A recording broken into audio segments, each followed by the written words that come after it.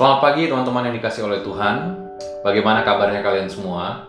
Kita semua yakin dalam iman bahwa Kristus menyertai dan memampukan kita melewati situasi sulit yang sedang kita hadapi saat ini. Teman-teman yang dikasih Tuhan, kita akan sama-sama merenungkan kebenaran firman Tuhan dengan tema keberanian membawa sukses dalam hidup. Mari kita mengawali renungan ini di dalam doa. Mari kita berdoa. Tuhan, pada saat ini kami akan sama-sama belajar kebenaran firman Tuhan. Biarlah Tuhan memampukan kami mengerti arti firman-Mu dan kami juga dimampukan menjadi pelaku-pelaku firman dalam kehidupan kami. Dalam nama Tuhan Yesus kami berdoa dan bersyukur. Amin. Teman-teman, bacaan Alkitab kita dari Roma 15 ayat 14-20. Saudara-saudaraku, aku sendiri memang yakin tentang kamu, bahwa kamu juga telah penuh dengan kebaikan dan dengan segala pengetahuan, dan sanggup untuk saling menasihati. Namun, karena kasih karunia yang telah dianugerahkan Allah kepadaku, aku di sana-sini dengan agak berani telah menulis kepadamu untuk mengingatkan kamu, yaitu bahwa aku boleh menjadi pelayan Kristus Yesus bagi bangsa-bangsa bukan Yahudi dalam pelayanan pemberitaan Injil Allah, supaya bangsa-bangsa bukan Yahudi dapat diterima oleh Allah sebagai persembahan yang berkenan kepadanya, yang disucikan oleh Roh Kudus. Jadi dalam Kristus, aku boleh bermegah tentang pelayananku bagi Allah.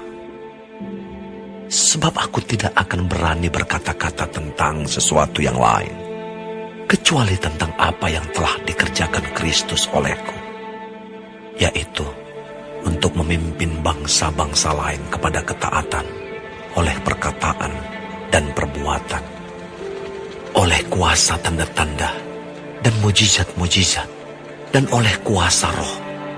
Demikianlah dalam perjalanan keliling dari Yerusalem sampai ke Illyricum, aku telah memberitakan sepenuhnya Injil Kristus. Dan dalam pemberitaan itu, aku menganggap sebagai kehormatanku bahwa aku tidak melakukan di tempat-tempat di mana nama Kristus telah dikenal orang, supaya aku jangan membangun di atas dasar yang telah diletakkan orang lain. Teman-teman, apa yang akan terjadi ketika Anda berhenti melakukan suatu usaha yang Anda anggap punya resiko yang besar? Saya rasa Anda akan mengalami begitu banyak hal yang hilang dalam hidup Anda. Pendiri dan pimpinan sebuah perusahaan penerbangan yang sukses di Amerika Serikat suatu hari mengungkapkan filsafat bisnisnya. Ia berkata, "Saya suka melakukan hal-hal yang menakutkan. Tanpa ketakutan tidak ada keberanian." Filsafat bisnis itu menyebabkan ia selalu mencari kemungkinan-kemungkinan untuk dapat memperluas jangkauan penerbangan. Ia tidak berpuas diri dengan kekayaan yang telah dicapai oleh perusahaan penerbangannya. Ia menempuh banyak resiko setiap kali ia memulai pelayanan ke kota-kota yang baru.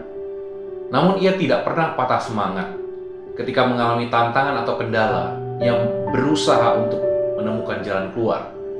Ada berbagai kreativitas yang ia lakukan agar perusahaan penerbangan itu meraih keuntungan sebesar-besarnya. Nah, hasil dari keberaniannya itu adalah karyawan dan karyawatinya menjadi sejahtera.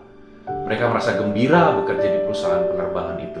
Teman-teman yang kasih Tuhan, banyak orang takut memulai sesuatu untuk kehidupan yang lebih baik.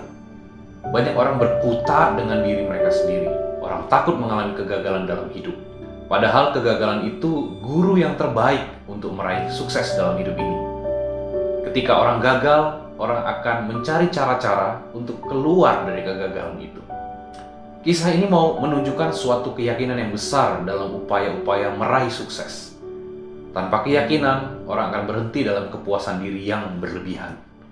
Orang merasa diri sudah mencapai segala sesuatu yang diinginkan.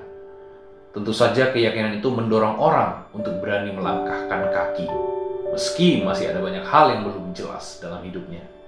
Keyakinan itu bukan keyakinan buta. Kenapa? Karena didasarkan pada iman kepada Allah di dalam Yesus Kristus. Mari kita menyertakan Tuhan dalam usaha-usaha kita. Dengan demikian, kita dikuatkan dalam setiap langkah hidup kita.